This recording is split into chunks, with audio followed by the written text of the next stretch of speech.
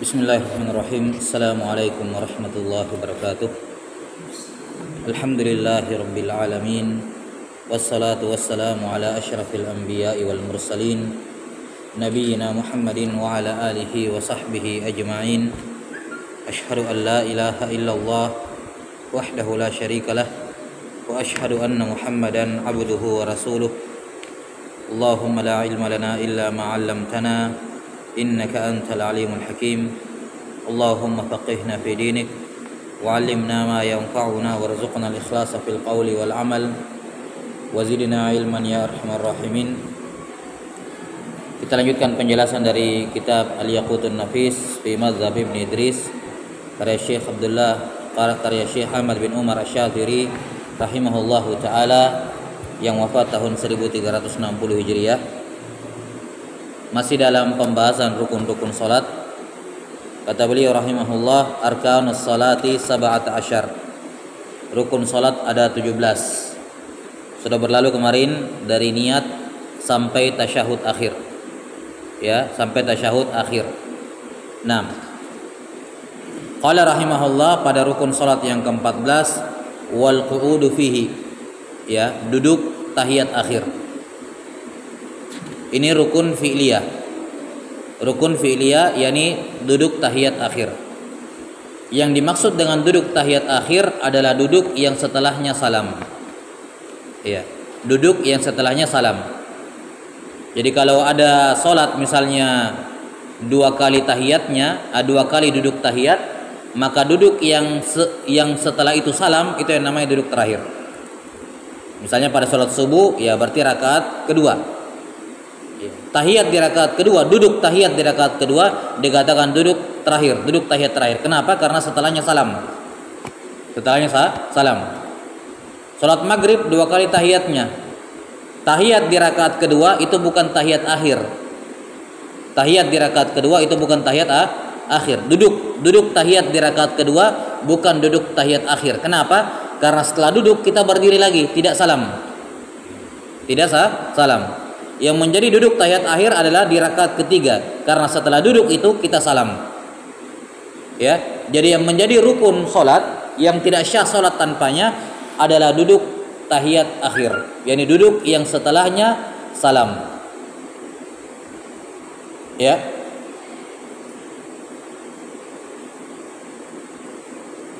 Kemudian adapun syarat syahnya duduk tahiyat akhir ada beberapa syarat. Yang pertama tumaninah. Yang pertama apa? Tumaninah. Ini syarat syah duduk tahiyat yang pertama yaitu tumaninah.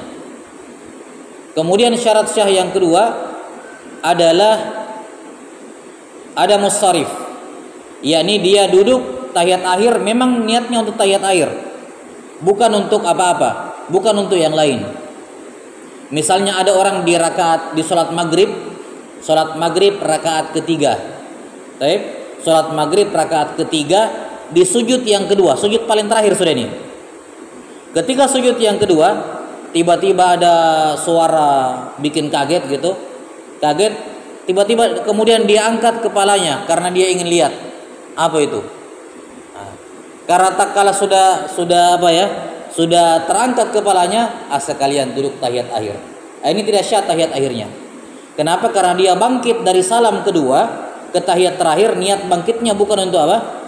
Niat duduknya bukan untuk tahiyat akhir, tapi untuk melihat sesuatu itu tadi. Ya. Jadi tidak boleh niatnya ketika duduk bangkit dari sujud kedua ke tahiyat akhir, tidak boleh niatnya yang lain. Harus niatnya untuk tahiyat akhir. Ini syarat yang kedua. Sudah berlalu ini. Kemudian syarat yang ketiga adalah rukun fi'liyah sebelumnya harus syah. Apa rukun sebelum duduk tahiyat akhir? Sujud kedua. Berarti syarat syahnya tahiyat akhir adalah kalau sujud keduanya sah. Kalau ada orang misalnya sudah duduk tahiyat terakhir, kemudian dia baru ingat sujud keduanya tadi tidak syah, maka dia harus sujud kembali. Ya, sudah kita sebutkan kemarin syarat-syarat apa? Syarat-syarat sahnya sujud. Misalnya ya, Saya sudah tahiyat, saya bangkit dari ruku sujud yang kedua ya. Saya sudah tahiyat akhir di sini. Sudah tahiyat akhir. Kemudian tiba-tiba saya baru rasa ini songkok saya terlalu ke depan seperti ini. Sehingga tadi pas saya sujud ke lantai, ini dahi saya tidak sentuh lantai, dihalangi oleh kopiah. Berarti kan tidak syah. Karena syarat sah sujud ini harus rapat ke tempat sholat, ke sejadah, ke lantai, terserah kemana saja. Yang penting ini tidak boleh tertutupi dahi. Ketika saya sudah tahiyat terakhir, saya baru ingat tadi ini tertutupi. Baik, maka saya harus tinggalkan tahiyat akhir. Tahiyat akhir saya ini tidak syah. Kenapa tidak syah? Karena sujud yang saya kerjakan tadi tidak syah. Saya harus tinggalkan ini. Saya pergi sujud satu kali untuk mengganti sujud yang kedua tadi. Saya sujud, baru saya bangkit lagi, baru tahiyat. Baik, nah itu maksudnya. Jadi syarat syahnya duduk tahiyat akhir adalah kalau sujud keduanya sudah syah. Itu rukun, atau kita katakan rukun sebelumnya sudah syah. Rukun manapun, pokoknya sebelumnya harus syah semua. Kalau ada orang begini, sudah tahiyat terakhir, salat maghrib ini tahiyat terakhir. Pas dia tahiyat, tiba-tiba dia ingat, ini salat sendiri ya, salat sendiri atau imam. Kalau makmum kan tidak boleh melanggar ya, harus ikut imam. Kalau dia salat sendiri atau sebagai imam, misalnya tahiyat ketiga, di rakaat ketiga salat maghrib, tahiyat terakhir. Ketika saya baca tahiyat akhir, tiba-tiba saya ingat, saya tadi kayaknya belum baca Al-Fatihah. Sudah sampai sini? Saya tadi pas rakaat ketiga itu salat maghrib, pas salat sendiri atau di imam, enggak tahu melamun atau apa, enggak baca Al-Fatihah, langsung ruku. Maka saat itu saya harus tinggalkan ini tidak syah, ini tahiyat akhir, saya harus berdiri kembali, langsung berdiri, langsung baca Al-Fatihah. Jelas? Saya harus berdiri baca Al-Fatihah, baru ulangi lagi ruku i'tidal dan seterusnya, karena harus tertib dalam salat. Enggak boleh saya berdiri baca Al-Fatihah baru langsung turun kembali ke tahiyat, enggak boleh. Karena harus tertib. Jadi saya berdiri baca Al-Fatihah, sudah ulangi lagi semua tadi, ruku, i'tidal, sujud pertama, duduk dan terus sujud kedua harus ulangi. Jelas? Karena ketika saya tahiyat akhir tapi Al-Fatihah saya tidak syah, maka semua antara Al-Fatihah dengan tahiyat akhir tidak ada yang syah semua. Karena syaratnya rukun fi'li semua rukun sebelumnya harus apa? Harus syah, gitu. Baik, ini 3 syarat berkenaan dengan duduk tahiyat, syarat syahnya duduk tahiyat akhir. Wallahu alam bissawab. Kemudian yang ke-15, rukun salat yang ke-15, wassalatu 'alan nabi sallallahu alaihi wasallam. Salawat kepada Nabi sallallahu alaihi wasallam di tahiyat akhir. Kalau ada orang tidak baca salawat kepada Nabi sallallahu alaihi wasallam di tahiyat akhir, tidak syah salatnya. Jadi salawat kepada Nabi sallallahu alaihi wasallam di tahiyat akhir hukumnya rukun. Di tahiyat awal hukumnya sunnah muakkadah. Akan diterangkan nanti. Membaca salawat kepada Nabi sallallahu alaihi wasallam di tahiyat awal itu hukumnya sunnah muakkadah, tapi di tahiyat akhir hukumnya rukun salat, wajib dibaca. Tidak syah kalau tidak baca salawat. Jelas ya? Iya. Maka salawat yang menjadi rukun adalah salawat kepada Nabi sallallahu alaihi wasallam di tahiyat terakhir. Bagaimana lafaz salawat? Lafaz salawat yang paling pendek kalau sekedar syah, yang penting syah, Allahumma salli ala Muhammad. Ya, Allahumma salli ala Muhammad. Berarti ada berapa tasydidnya? Ada 4. Ingat, karena ini rukun qauliyah, rukun ucapan, maka berlaku semua syarat-syarat rukun qauli sebelumnya. Pertama, harus ada suara yang terdengar. Tidak boleh dibaca tapi tidak ada suara sama sekali, tidak syah. Semua rukun qauliyah harus ada suara yang keluar. Cukup dia sendiri yang dengar. Harus ada. Karena itulah arti dari sirriyah. Sirriyah artinya ada suara tapi tidak kedengaran. Ada suara tapi cuma dia sendiri yang dengar. Kalau jahriyah, orang di sekitarnya juga dengar. Kalau dia baca tapi tidak ada suaranya sama sekali, itu bukan membaca namanya, tidak syah. Jelas ya? Jadi harus ada suara yang kedengaran minimal oleh dirinya sendiri dalam kondisi normal. Iya. Jadi kalau dia menggerakkan mulutnya tidak syah, harus ada suara. Allahumma shalli ala Muhammad misalnya. Cuma dia sendiri yang dengar. Udah ya, ini syarat yang pertama. Harus diucapkan dengan suara yang didengar oleh dirinya sendiri. Ini syarat yang pertama. Kemudian syarat yang kedua, harus berbahasa Arab. Harus berbahasa Arab. Kalau ada orang tidak bisa bahasa Arab, salawatnya dia boleh terjemahkan ke bahasanya sendiri, bahasa Indonesia, bahasa Makassar misalnya, terserah dia terjemahkan saja. Tapi yang diterjemahkan hanya Allahumma sholli ala Muhammad, ini saja. Yang lain tidak perlu diterjemahkan. Cukup dia baca yang rukun saja, yang wajib saja. Jelas ya? Jadi kalau diterjemahkan ke bahasa lain, yang diterjemahkan hanya yang wajib dibaca, yang rukun, yaitu Allahumma sholli ala Muhammad saja. Ini syarat yang kedua. Syarat yang ketiga, tidak boleh ada perubahan atau salah pengucapan yang menyebabkan berubahnya arti. Tidak boleh apa? Karena ini syarat untuk semuanya. Baca Al-Fatihah tidak boleh ada yang salah. Kapan ada salah merubah artinya bisa membatalkan salatnya. Demikian pula apa? Bacaan salawat, bacaan tahiyat, at-tahiyyat. Sama seperti salawat, tidak boleh ada kesalahan dalam membaca salawat yang bisa menyebabkan berubahnya arti. Salah satunya adalah dengan menjaga keempat tasdidnya. Allahumma sholli ala Muhammad, 4 sujud, 4 tasdid. Kapan ada salah satu dari 4 tasdid tidak dibaca, tidak syah salawatnya, sehingga tidak syah salatnya di tahiyat akhir ya. Misalnya dibaca Allahumma, tapi karena lamnya tidak tasdid, dia baca Allahumma, seharusnya Allahumma, ya, lam sama mimnya ditasdid. Sholli, lamnya ditasdid, ala Muhammad, mimnya ditasdid. Iya. Jadi tidak boleh ada kesalahan yang menyebabkan berubahnya arti. Baik. Ini ya. Ini rukun atau syarat syahnya salawat. Kita katakan salawat yang paling ringkas Allahumma sholli ala Muhammad. Yani seandainya ada orang tahiyat akhir, setelah membaca tahiyat dia bilang Allahumma sholli ala, setelah baca tahiyat ya, kemudian Allahumma sholli ala Muhammad, baru dia salam, maka tidak ada masalah. Ya. Karena itu salawat yang paling pendek. Adapun salawat yang paling afdal adalah salawat Ibrahimiyah. Itu sunnahnya. Salawat Ibrahimiyah.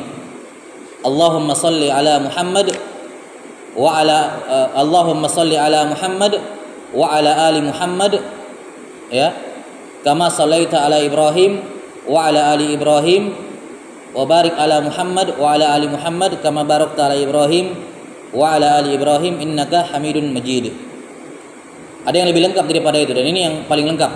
Allahumma sholli ala Muhammad wa ala alihi wa azwaji al-afan. Allahumma sholli ala abdika wa rasulika nabi sebentar.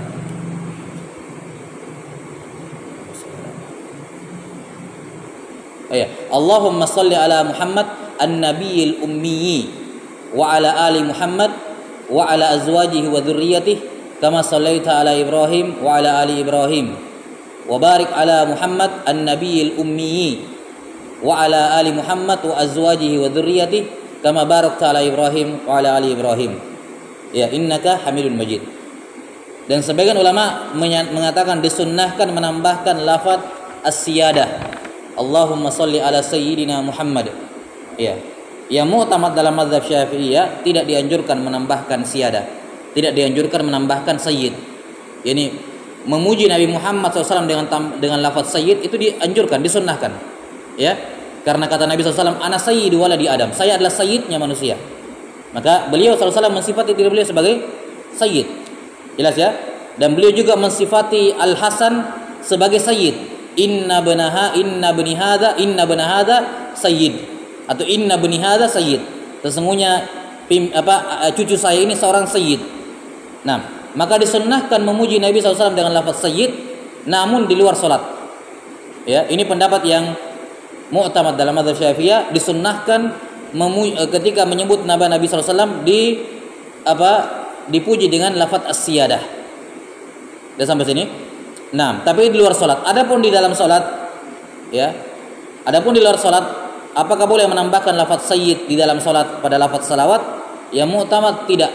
Ya, karena harus sesuai dengan lafaz yang diajarkan oleh Nabi sallallahu alaihi wasallam. Sebagian mengatakan enggak ada masalah, boleh ditambahkan karena itu mimbabil adab saja. Yani memang secara teks tidak ada, tapi mimbab adab kepada Nabi sallallahu alaihi wasallam, sebagaimana itu kita beradab kepada Nabi di luar salat, kita juga dianjurkan beradab kepada Nabi sallallahu alaihi wasallam di dalam salat. Maka ini tidak ada masalah dalam hal ini insyaallah taala, walaupun yang mu'tamad sekali lagi tidak disunnahkan menambahkan lafaz as-siyadah. Tapi kalau ada yang menambahkannya, maka ada salafnya dalam hal ini.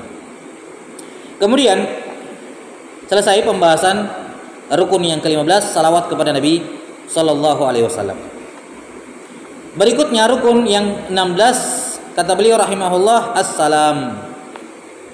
Assalam. Iya. Yang dimaksud dengan salam di sini adalah salam yang pertama. Itu yang menjadi apa? Rukun salat. Yang dimaksud dengan salam di sini adalah salam yang pertama.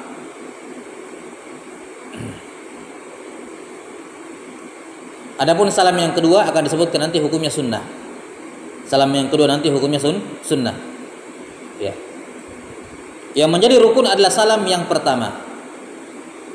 Dan salam ini adalah rukun qauli, rukun berupa ucapan. Jelas ya, rukun berupa ucapan. Bukan rukun perbuatan. Makanya yang rukun itu ucapan assalamualaikum, ucapan. Adapun menoleh kanan kiri itu hukumnya sunnah. Jadi kalau ada orang biar mukanya masih ke depan, habis tahiyat akhir, terus dia bilang assalamualaikum warahmatullah, walaupun mukanya masih ke depan, sudah selesai salatnya. Karena yang menjadi rukun adalah ucapan salam. Adapun menoleh kanan kiri itu hukumnya sunnah. Jelas? Demikian pula kalau ada orang noleh kanan kiri tapi dia tidak ucapkan salam, paham?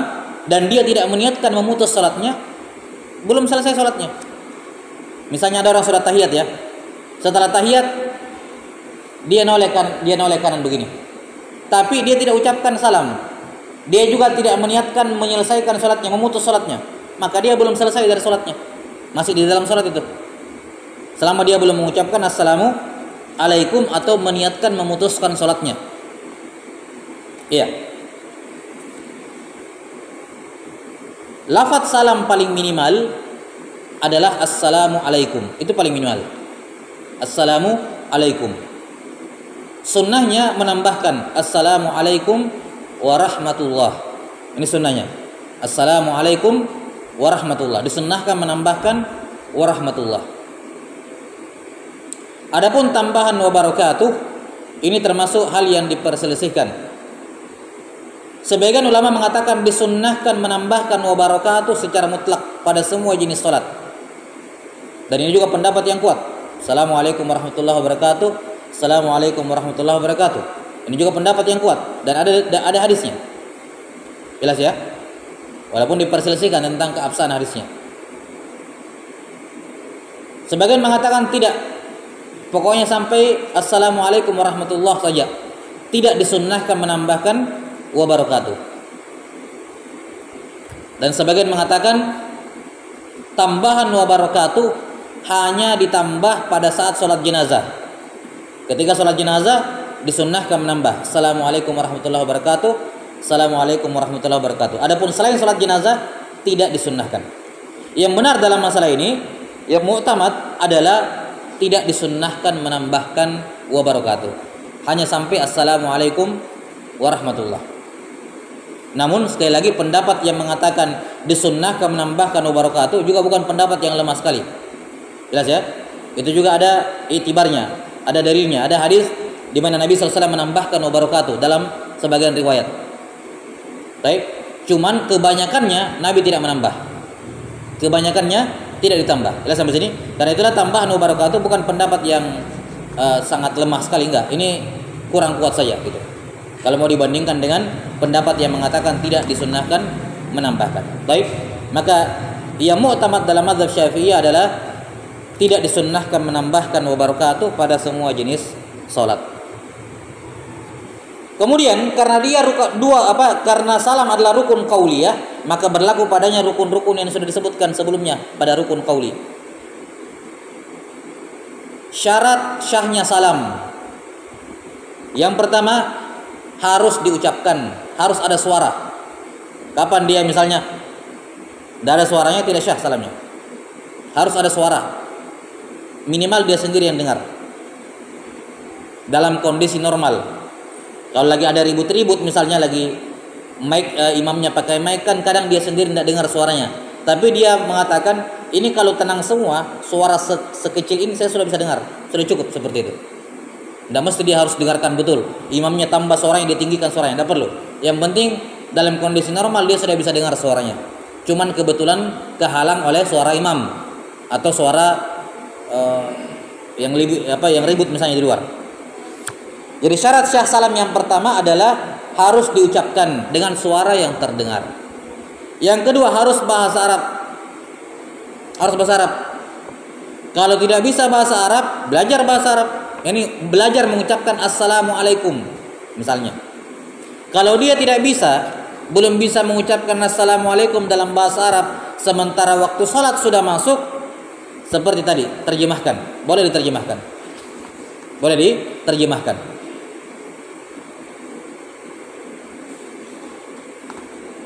Syarat berikutnya, tidak boleh mengucapkan salam yang menyebabkan perubahan arti. Kapan berubah artinya? Tidak syah salamnya, sehingga tidak syah salatnya. Baik. Ini kalau mau dijabarkan satu persatu kesalahannya ini banyak sebenarnya. Misalnya tidak tertib, dia putar alaikumussalam, tidak syah. Harus assalamualaikum, tidak tertib. Atau misalnya tidak mualah, ada jeda yang lama antara keduanya, assalamualaikum warahmatullah, tidak syah. Afwan, assalamualaikum ya. Misalnya dia bilang assalamu alaikum, ini tidak syah karena ada jaraknya, terlalu jauh. Sudah sampai sini? Diam yang lama. Nah, diam yang lama. Kemudian tidak boleh merubahnya. Ya, tidak boleh merubah, tidak boleh menghilangkan alif lam. Dia baca misalnya salamun alaikum, enggak boleh. Harus assalamu alaikum. Kemudian harus mukhatab.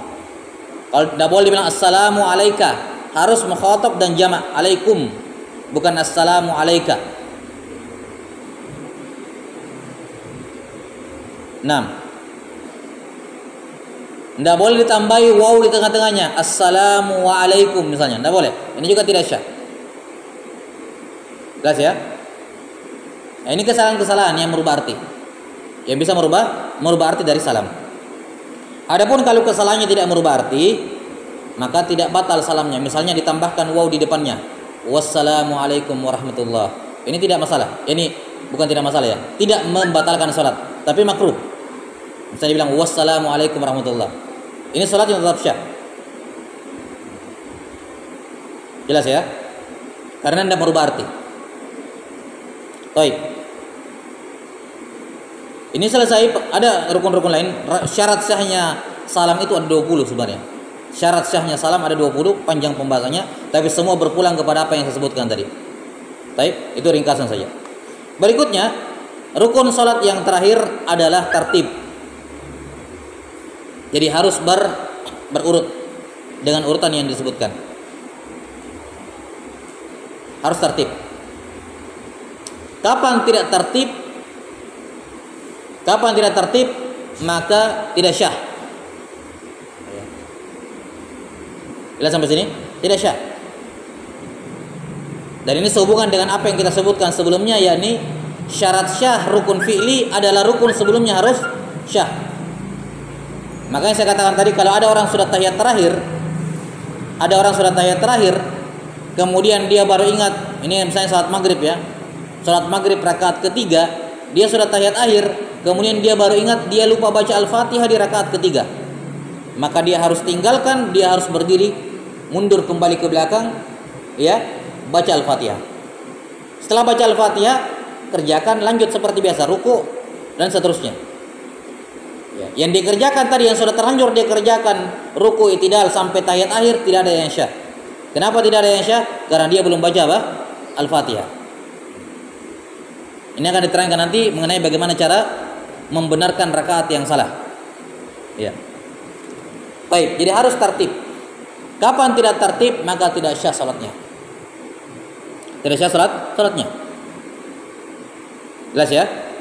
Allahu alam bissawab. Di sini masalah mukhalafat tertib ada panjang pembahasan di kalangan ulama, dibahas di Kutubul Furu' ya. Nah. La ba'sa bih.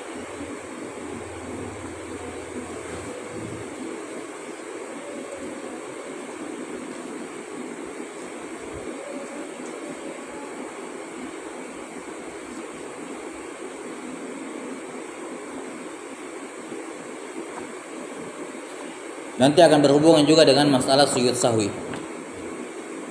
Misalnya, bagaimana kalau ada orang membaca Al-Fatihah pas tahiyat. Jadi pas tahiyat karena dia melamun dia baca Al-Fatihah. Baik, Al-Fatihah kan tempatnya berdiri, bukan pada saat duduk. Dia baca Al-Fatihah di situ. Apa hukumnya? Baik. Kesimpulannya akan dibahas nanti. Kesimpulannya dia harus sujud, dia disunahkan sujud sawi. Dia disunahkan sujud sawi. Kenapa? Karena dia membaca memindahkan rukun dari tempatnya, tidak tertib. Atau misalnya dia baca takbir 2 kali. Takbiratul ihram. Takbiratul ihram. Allahu akbar. Setelah itu takbiratul ihram lagi. Allahu akbar. Baik. Maka di sini dia memindahkan tidak tertib karena seharusnya habis takbiratul ihram baca Al-Fatihah ruku. Ini takbiratul ihram lagi. Yang seperti ini konsekuensinya batal salatnya. Kalau ada orang takbiratul ihram 2 kali batal salatnya. Jelas sampai sini? Kenapa? Karena takbiratul ihram yang pertama dia masuk ke dalam salat, takbiratul ihram yang kedua dia keluar dari salat. Seperti kata Imam An-Nawawi rahimahullahu taala. Iya. Ini rukun yang keberapa? Rukun yang ke-17 tertib. Wallahu taala alam bissawab. Ini selesai pembahasan berkenaan dengan syarat atau rukun salat yang 17. Iya. Wallahu alam bissawab. Ada soal sampai sini berkenaan dengan rukun salat? Betul. Ya.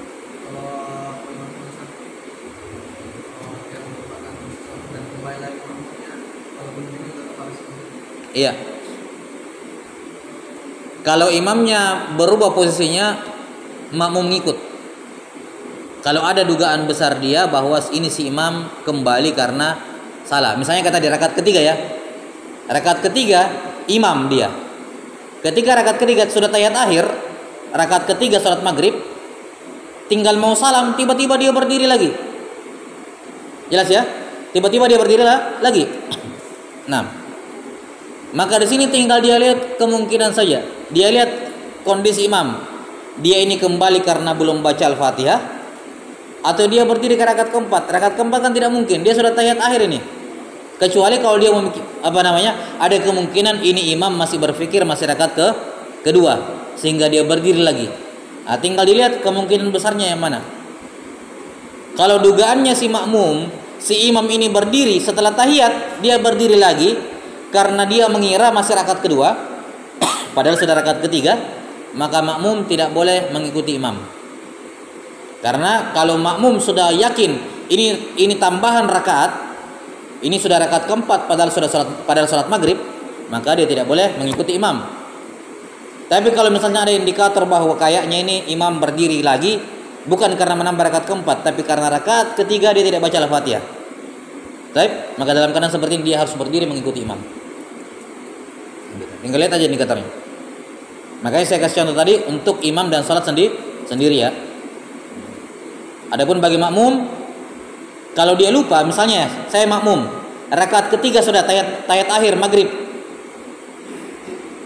Ketika saya tahiyat akhir, saya makmum, saya ingat, oh saya lupa baca Al-Fatihah. Maka di sini saya tidak boleh kembali, saya makmum, saya ikut bersama imam. Tapi ketika imam salam, saya tidak boleh salam. Saya harus menambah satu rakaat karena saya tidak baca Al-Fatihah tadi. Saya tidak baca Al-Fatihah, maka saya wajib tambah 1 rakaat. Iya, Allahu a'lam.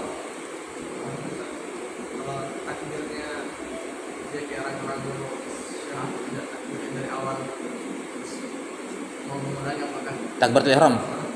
Iya, kalau takbiratul ihram, kalau dia ragu-ragu tentang keabsahan takbiratul ihram, tadi takbiratul ihram saya sudah syah atau tidak, maka batal salatnya.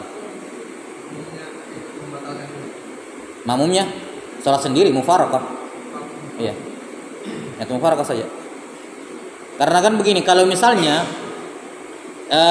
kalau imam batal di depan, lihat sampai sini, dan kita di belakang misalnya tiba-tiba dia batalkan salatnya, maka kan kewajiban makmum seharusnya atau kewajiban imam adalah menunjuk pengganti. Lihat sampai sini, ketika imam batal dia tunjuk pengganti. Kalau dia tidak menunjuk pengganti misalnya, jelas, maka salah seorang di antara mereka yang menjadi naibnya imam atau yang biasa ditunjuk naik menggantikan imam, dia yang maju ke depan. Jelas ya? Atau kalau tidak ada yang seperti itu, semuanya bukan orang situ misalnya, inisiatif saja salah satunya maju. Kalau tidak ada juga yang maju, padahal sudah pindah rukun, maka semuanya niat sholat sendiri-sendiri. Ya, kalau tidak batal sholatnya. Wallahu a'lam.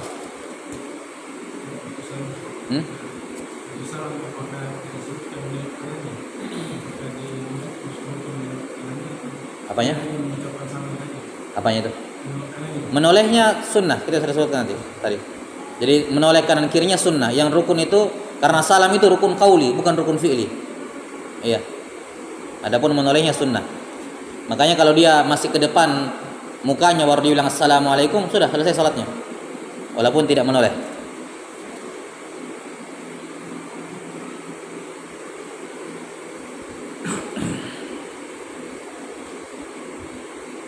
Iya. Sudah ya? Lain? Cukup?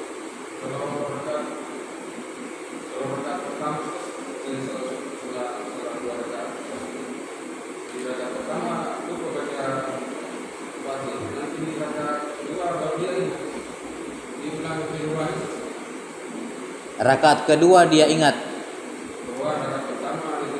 Berarti rakaat keduanya jadi rakaat pertama. Nanti di situ jangan dia tahiyat di situ. Dia berdiri ke rakaat berikutnya. Jadi semua rakaat yang lewat rukun, jelas ya. Jadi di rakaat pertama ada rukun yang terlewat. Dan dia baru ingat setelah sampai di rukun yang sama di rakaat berikutnya, maka ini dianggap tidak ada. Ini menjadi rakaat pengganti yang ini. Gitu. Jadi nanti tinggal ditambah satu rakaat. Iya.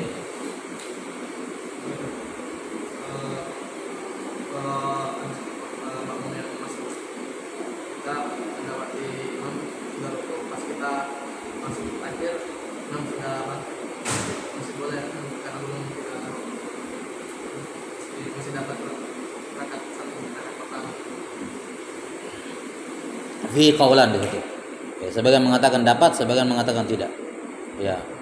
Dan sebagian masyayikh juga sebagian memilih yang ini, sebagian memilih yang itu. Ya. Jadi kalau misalnya kita masuk sebagai orang terlambat, pas kita masuk kita takbir belum imam sementara ruku ya. Kita masuk pas takbir Allahu Akbar, imam bangkit. Kita tidak sempat ruku. Apakah dapat ruku atau tidak? Ini dua pendapat di kalangan ulama, sebagian mengatakan dapat, sebagian mengatakan tidak. Dan al-zahir wallahu a'lam bissawab, dalam keadaan seperti itu dia dapat. Jelas ya? Dia masih dapat rakaat itu. Kalau dia sempat takbir sebelum imam i'tidal. Sempat takbir. Yang penting walaupun dia belum sempat ruku. Jelas ya? Yang penting dia sudah sempat masuk ke dalam salat ketika imam ruku. Gitu. Jadi tinggal ruku saja baru bangkit lagi. Kejar. Allahu a'lam. Iya. Pada saat sudah bisa imam itu seharusnya dia sudah berangkat dan dia sudah tahiyat, tapi dia sudah berdiri tegak dan ada yang menyampaikan bahwasanya kalau kita sudah berdiri, walaupun ada yang mengingatkan kita berdiri lagi dan berdiri tegak. Bagaimana misalnya kalau kita sudah berdiri? Iya. Itu betul. Jadi kalau sudah terlanjur dia seharusnya tahiyat awal tapi dia sudah terlanjur berdiri tegak, maka di sini dia sudah tidak boleh duduk kembali. Dia harus tetap berdiri. Walaupun makmum di belakang subhanallah subhanallah, tidak boleh dia turun.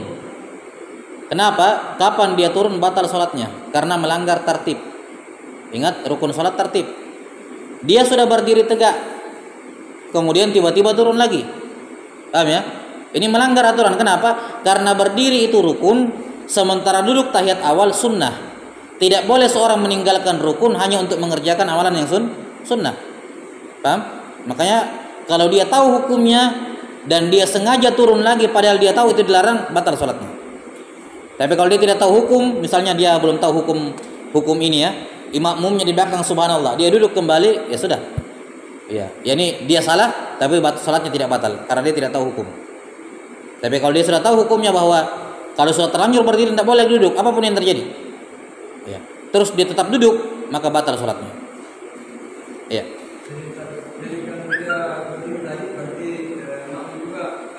Makmum wajib berdiri karena makmum wajib mengikuti imam. Jadi untuk ayat pertama dan kedua sebentar diganti. Cukup diganti dengan sujud sahwi. Ya, karena sunnah. Sunnah itu ketika ditinggalkan sunnah muakkadah, kalau ditinggalkan penggantinya sujud sahwi.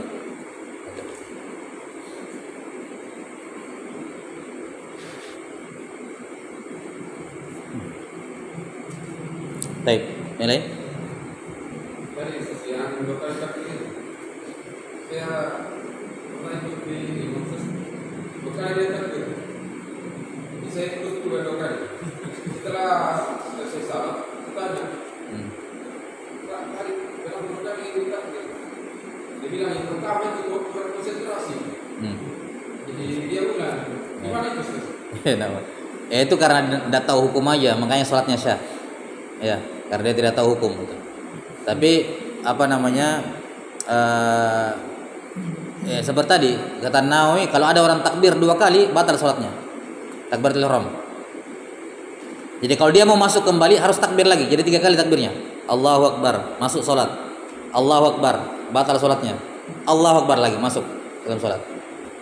Ya, kalau 2 kali, kapan dia takbir genap 2, 4, 6 pasti batal sholatnya.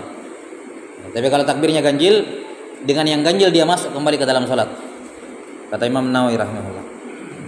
Tapi kalau niatkan batal, terus niat batal, terus masuk lagi. Apanya?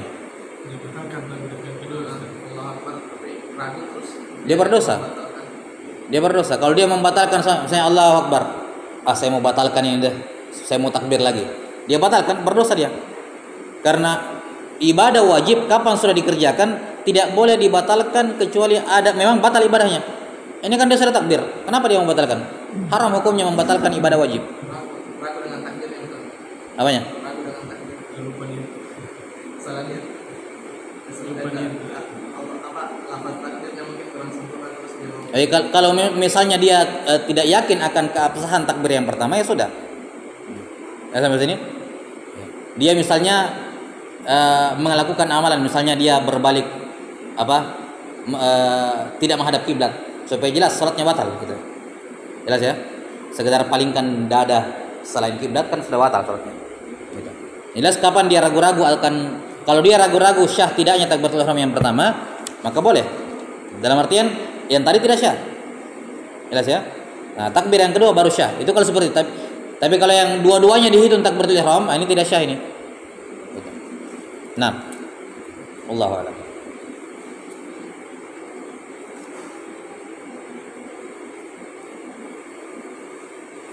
Ya, masuk azan dulu.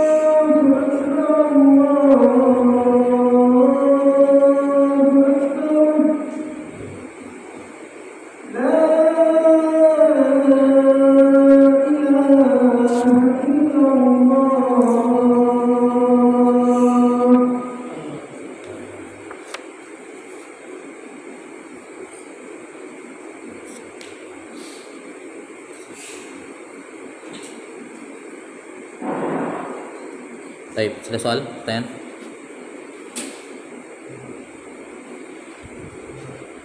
Soal ketidaktahuan itu kapan sampai apa? Ada kandungannya ketidaktahuan dalam suatu kondisi seperti orang yang tadi tasyahud bangkit terus duduk lagi itu dimaafkan. Tapi kan di keadaan lain ada yang ketidaktahuan itu. Iya, hal-hal yang ketidaktahuan yang diberikan uzur itu kalau pada hal-hal yang memang harus dipelajari. Ya, ini orang masuk Islam tidak langsung tahu, harus belajar baru minimal tanya baru tahu itu. Nah, itu yang dimaafkan uzurnya.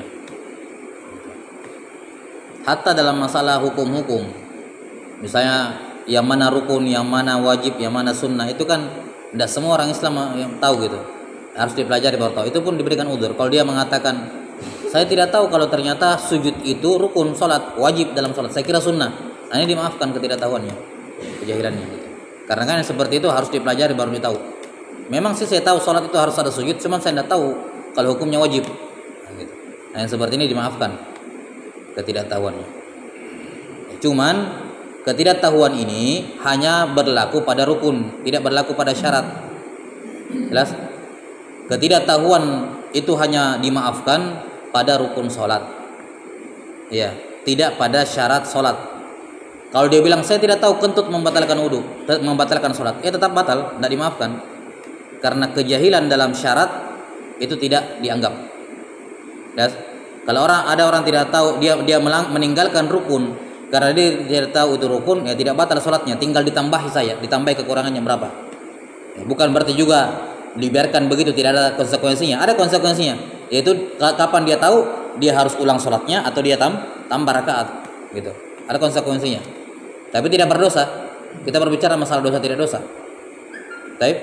Dan tidak langsung membatalkan sholatnya, tapi ada cara memperbaikinya. Itu kalau dia lupa rukun. Tapi kalau dia lupa syarat, tidak ada ini ya, batal langsung. Iya. Allahu a'lam. Iya, saya kira cukup dulu sampai sini ya. Insyaallah taala pembahasan berikutnya berkenaan dengan syarat sah salat. Naktabi hadzal qadar. Sallallahu ala nabiyyina Muhammadin wa ala alihi wa sahbihi wasallam. Alhamdulillah.